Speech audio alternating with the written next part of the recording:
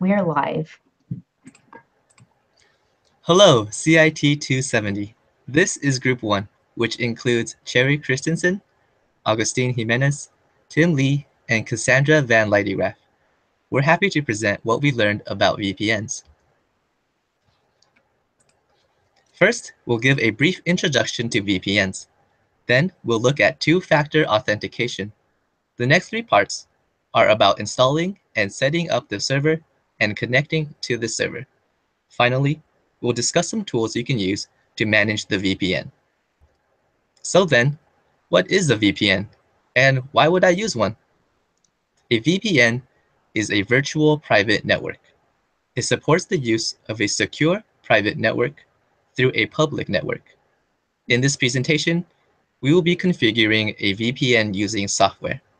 Just as a side note, this can also be accomplished through using hardware. The VPN acts as our private tunnel from a public network to our destination. Let's say I have a VPN set up on my home network. Then, anytime I'm using public Wi-Fi, for example at an airport or library, I could reroute my connection through this VPN at home. This provides security that is not found on public networks. An attacker who takes advantage of these public, unsecured networks would not be able to access my data. VPNs provide security and privacy through many different protocols. The one we've chosen, SoftEther, uses TCP IP port 443. This protocol can be used in almost any network. It doesn't share the same issues as the legacy protocols with getting through firewalls, proxy servers, and NAT. With SoftEther, multiple platforms can connect to the VPN server, even including mobile devices.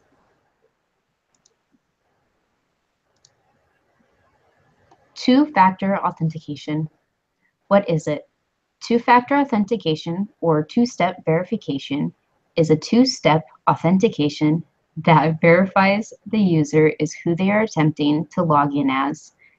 This verification process replaces one-step verification, which only uses one authentication factor. What are authentication factors? There are three types of authentication factors. These are knowledge, possession, and inherence, or biometrics. Commonly used factors include a password, a PIN, ID card, security token, smartphone, fingerprints, voice recognition, and even face recognition. The advantage of using two-factor authentication are higher and more improved security. This improved security reduces the availability of data to cybercriminals, and it increases the company's flexibility and possibly their productivity. Companies are able to remotely station their employees with the comfort of a greater security. The use of remote connections allows for the company to reduce operation costs.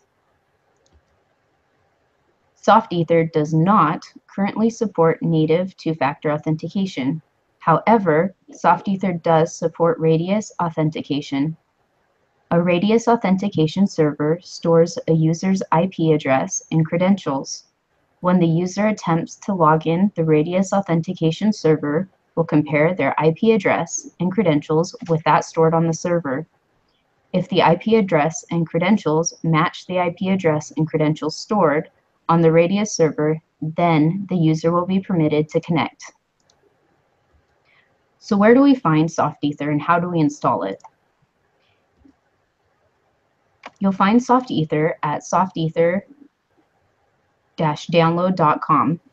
The installation of SoftEther VPN is very simple.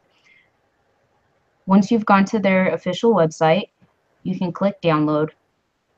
From here, you will be able to select the component, platform, and CPU. If you are setting up the server, select SoftEther VPN server.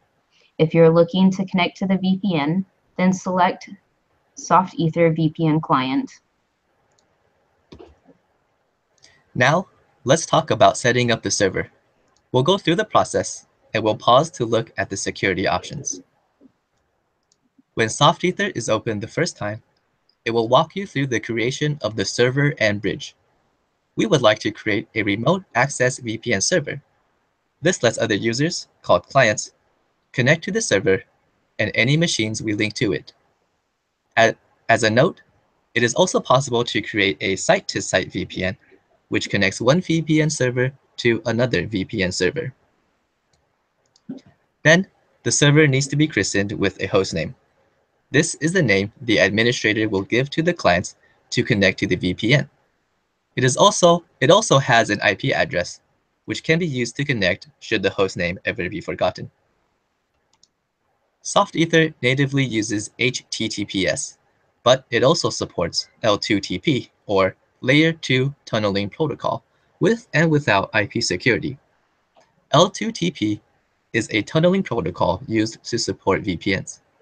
It is so common that just searching the term L2TP in the Google Play Store will yield many free and paid apps to connect to a VPN. Macs and PCs usually have built-in VPN clients that use this protocol as well. L2TP itself does not provide encryption, so it is usually coupled with IP security to handle privacy and confidentiality. Next, it is necessary to set up a local bridge by selecting the desired adapter. The bridge, which is a layer 2 connection, acts as the link between the virtual server and a physical, tangible Ethernet device or network adapter. Without a bridge, the virtual network would just be floating in cyberspace all by itself. The last thing we need to do is create a user profile for a client. The administrator can select the name, authentication type, expiration date, password, and certificate authentication settings.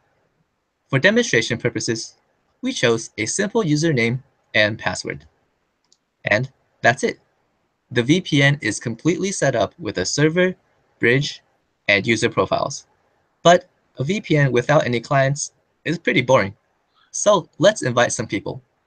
The administrator will have to give each client the DNS hostname or IP address, the TCP IP port to connect to, their username, and password.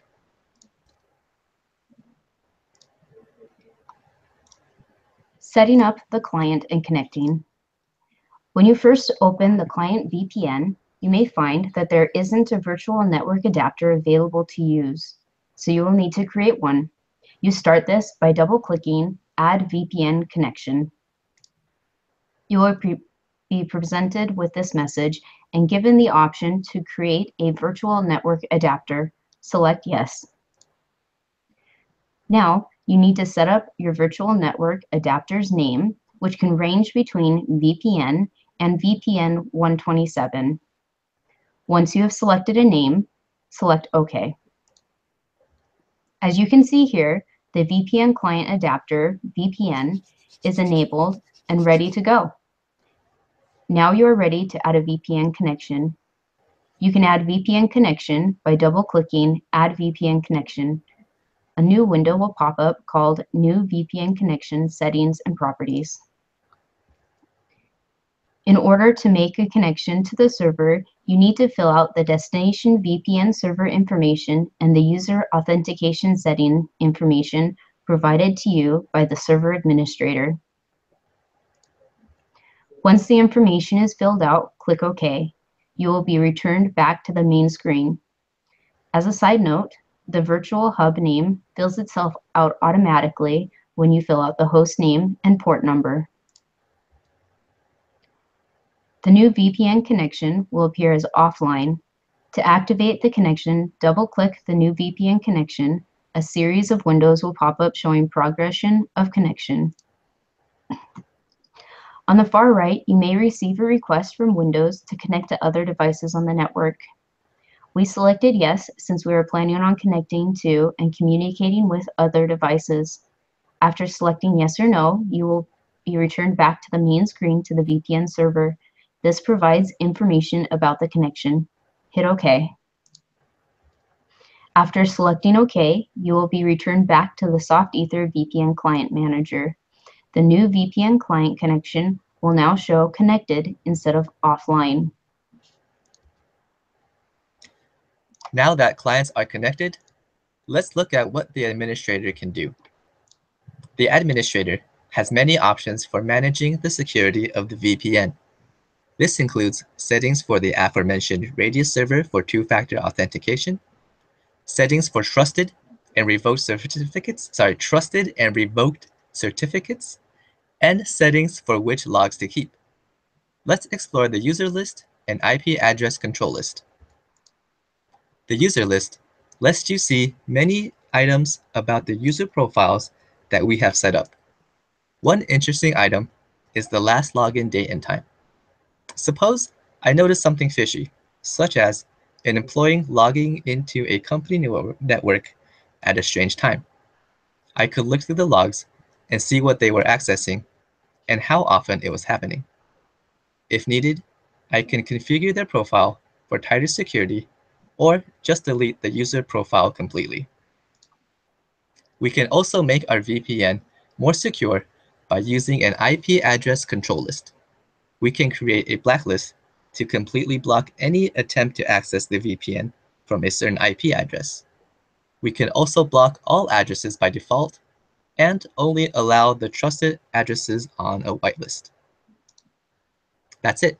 Now you can set up your own VPN server at home or at work. We hope this added layer of security will add to your overall security. Thank you for watching our presentation.